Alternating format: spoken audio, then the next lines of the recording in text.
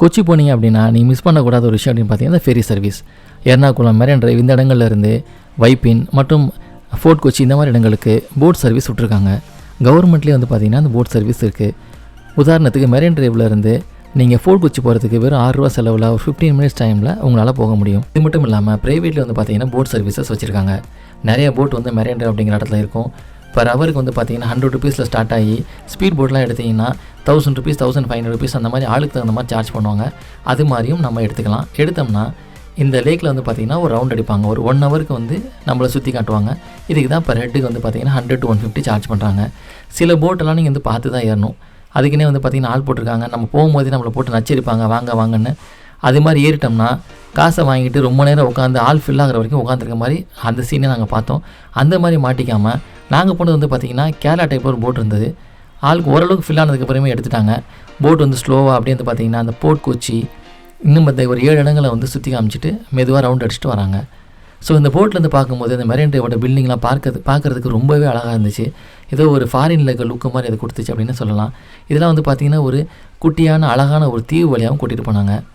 நாங்கள் போகிறப்போ பார்த்திங்கன்னா ஏதோ ஒரு ஃபங்க்ஷன் நடந்திருந்து அதில் வந்து பார்த்திங்கன்னா அந்த செட்டப்லாம் அப்படியே விட்டுட்டு போயிருந்தாங்க. அதை பார்க்குறதுக்கு ரொம்பவே அழகாக இருந்தது இந்த குட்டி தீவு.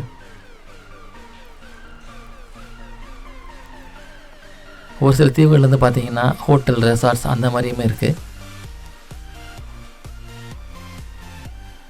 இதான் நான் சொன்ன அந்த ஃபங்க்ஷன் நடந்த இடம்.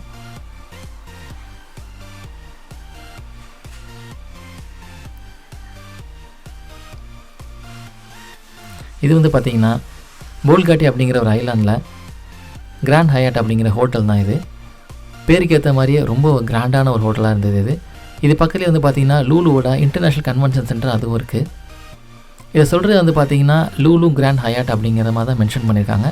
இவங்களுக்கு வந்து பார்த்திங்கன்னா ப்ரைவேட்டாக வந்து ஒரு போட் சர்வீஸ் இங்கேயே வச்சுருக்காங்க. இங்கே ஸ்டே பண்ணுறவங்களுக்கு இந்த போட்டிலேயே சுற்றி பார்க்குற ஒரு வாய்ப்பும் இங்கே இருக்குது.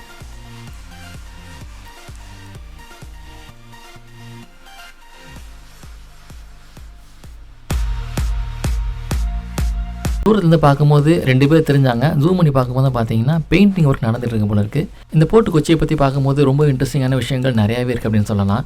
ஏன்னா இந்த போர்ட் அப்படிங்கிறது 1341 ADயில் பெரியார் ரிவரில் ஏற்பட்ட ஒரு ஃப்ளட்டின் காரணமாக நேச்சுரலாகவே உருவாச்சு அப்படின்னு சொல்கிறாங்க. அது மட்டும் இல்லாமல் இது இனிஷியலாக யூரோப்பியன் மெர்ச்சன்ஸை ரொம்பவே அட்ராக்ட் பண்ணியிருக்கு. அதுக்கப்புறம் டச்சு மெர்ச்சன்ட்ஸ், போர்ச்சுகீஸ், இதுக்கப்புறமா இதை பிரிட்டிஷ் கவர்மெண்ட் வந்து வில்லிங்டன் ஐலாண்ட் அப்படிங்கிற ஒரு எஸ்டாப்ளிஷ்மெண்ட் மூலயமா பெருசாக எக்ஸ்பாண்ட் பண்ணாங்க அப்படின்னு சொல்கிறாங்க. கேரளாவுடைய ட்ரெடிஷ்னல் போர்ட் அப்படிங்கிறது மட்டன்சேரிக்கு பக்கத்தில் இருக்குது. இதை மட்டன்சேரி வார்ஃப் அப்படின்னு சொல்கிறாங்க. இந்த போர்ட் கொச்சி உருவாக்கணும் அப்படிங்கிறத முதலடி எடுத்து வச்சவர் லார்ட் வில்லிங்டன் அப்படிங்கிறவர். அவர் சென்னை மாகாணத்தோட கவர்னராக போயிருந்திருக்காரு. இதுதான் பார்த்தீங்க அப்படின்னா கொச்சி இன்டர்நேஷ்னல் மெரினா, அதாவது கொச்சி சர்வதேச கடற்கரை அப்படின்னு சொல்கிறாங்க. போல்காட்டி ஐலாண்டோடைய ஈஸ்டர்ன் சைடில் இது அமைஞ்சிருக்கு. இதில் போல்காட்டி அரண்மனையும் ஒரு பாரம்பரியமான ஒரு விடுதியும் அமைஞ்சிருக்கு. இது கேரளா டூரிசம் டெவலப்மெண்ட் கார்பரேஷனுக்கு சொந்தமானது. இந்த இடத்துல வந்து பார்த்திங்கன்னா போட்லாம் நிறுத்தி வச்சுக்கிறதுக்கும் அந்த போட்டுக்கு தேவையான ஃபியூவலிங், தண்ணி கொடுக்கறதுக்கும், மின்சாரம் மற்றும் கழிவு நீரை வெளியேற்றுறதுக்கும் அந்த மாதிரி சேவைகள்லாம் கொடுக்குறாங்க. கொச்சி சர்வதேச கடற்கரை வந்து 24 ஏப்ரல் 2010 அன்றைக்கி தர நடவடிக்கையில் தொடங்கியிருக்கு. இது இந்தியாவில் சர்வதேச தரத்தில் உருவான முழு அளவிலான கடற்கரை அப்படின்னு சொல்கிறாங்க. ஆனால் ரீசெண்ட் டைமில் அதோட மெயின்டெனன்ஸ் அப்படிலாம் பார்த்தீங்கன்னா அந்தளவுக்கு ஒரு நல்லா இருக்க மாதிரி தெரியல. ஏன்னா போட்லாம் வந்து பார்த்திங்கன்னா ரொம்ப ரஸ்ட் ஆகி உபயோகத்திலே இல்லாத மாதிரி இருந்தது.